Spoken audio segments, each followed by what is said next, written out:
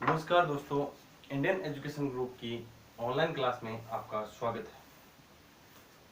आज हम हिंदी व्याकरण में बात करेंगे भाषा की।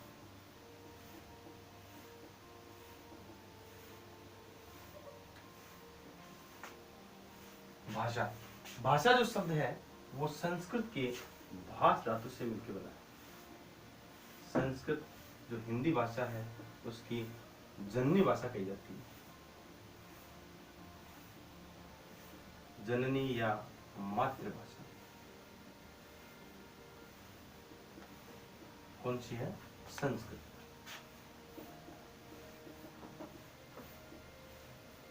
यह संस्कृत के भाष धातु से मिलकर बना है। भाष धातु, भाष का अर्थ होता है बोलना या कहना। बोलना या कहना।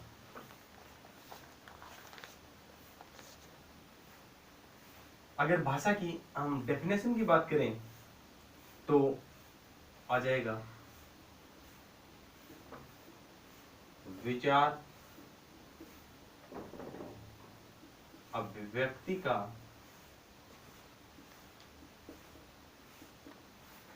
माध्यम ही भाषा है। माध्यम या साधन भी कह सकते हैं। विचार अभिव्यक्ति की जगह नाम आ सकता है विचार विनिमय।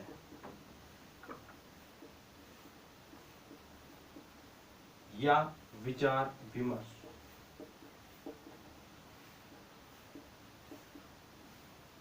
या विचारों का आदान प्रदान कह सकते हैं, विचारों का लेन देन कह सकते हैं। यही क्या है? ये इसी का जो साधन है, अर्थात इसी का जो माध्यम है वह क्या है? भाषा है। तो इसमें इतनी बात याद रखना कि जो भाषा जो शब्द है वो संस्कृत के भाष धातु से बना है। भाष का अर्थ होता है बोलना या कहना, और अगर परिभाषा आती है तो विचार अभिव्यक्ति का माध्यम ही भाषा है, या विचार विनिमय का माध्यम भाषा है। अब अगर विचार यहाँ पे भाषा के रूप की बात करें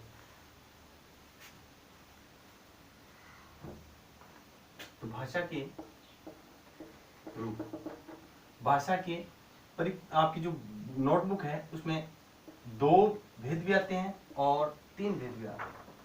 देखो किस तरह से आते हैं। पहला जो भेद की हम बात करेंगे वो होगा सांकेतिक भाषा।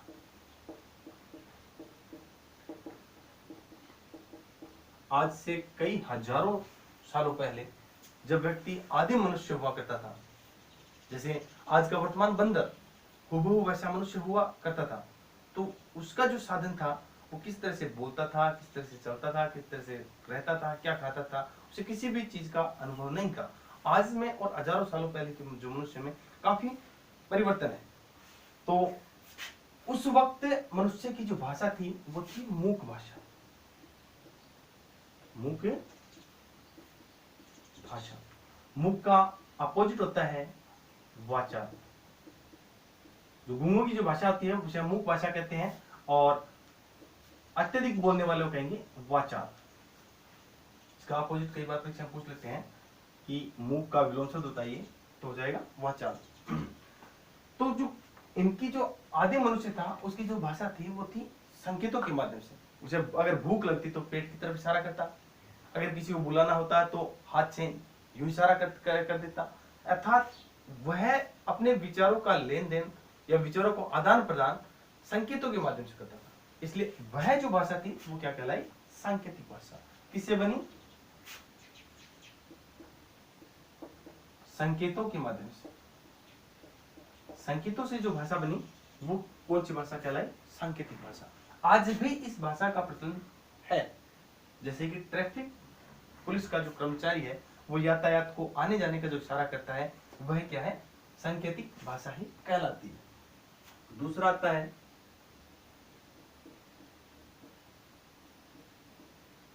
मौखिक भाषा। ये जो भाषा है ये बनी मुख से बोलकर।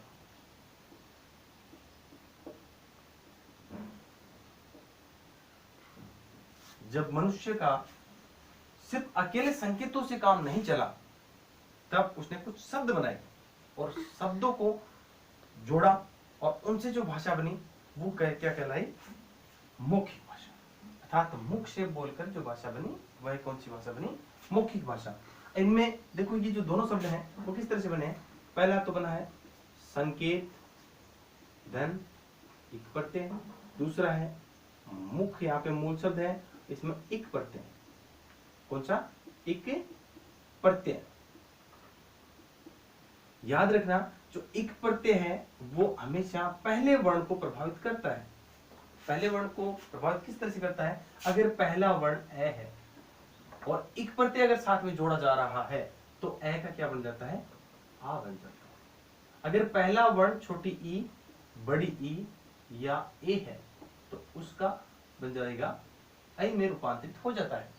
अगर पहला वर्ण छोटा ऊ बड़ा ऊ या ओ है तो उसका औ में परिवर्तित हो जाता है।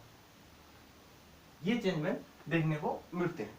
जैसे हमारे पास कोई शब्द है जैसे इतिहास शब्द है, इतिहास में हमने जोड़ा इक प्रत्यय, क्या बनेगा?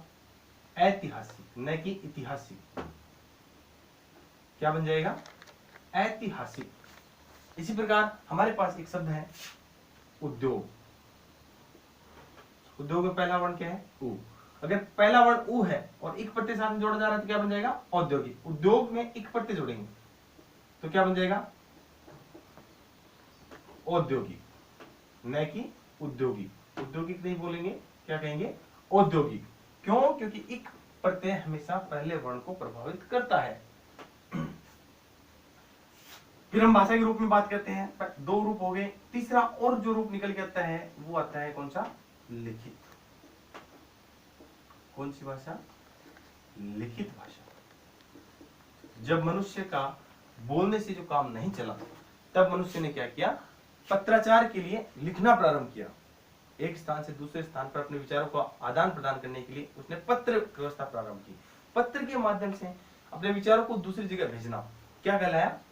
लिखित भाषा। यहाँ पे दो शब्द मिलकर बने हैं, लिख धातु में इत प्रत्यय से बना है, लिखित शब्द बना है। और ये था लिखकर।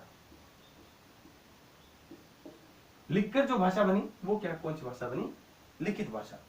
देखो परीक्षा में इसमें दो तीन टाइप के क्वेश्चन आते हैं, वो इस प्रकार से पूछे जा सकते हैं कि पहला तो जो ट्रैफिक पुलिस का जो कर्मचारी है वो यातायात को आने जाने का संकेत करता है, इशारा करता है, तो वह भाषा के किस रूप के अंतर्गत आता है? तो किसमें आ जाएगा?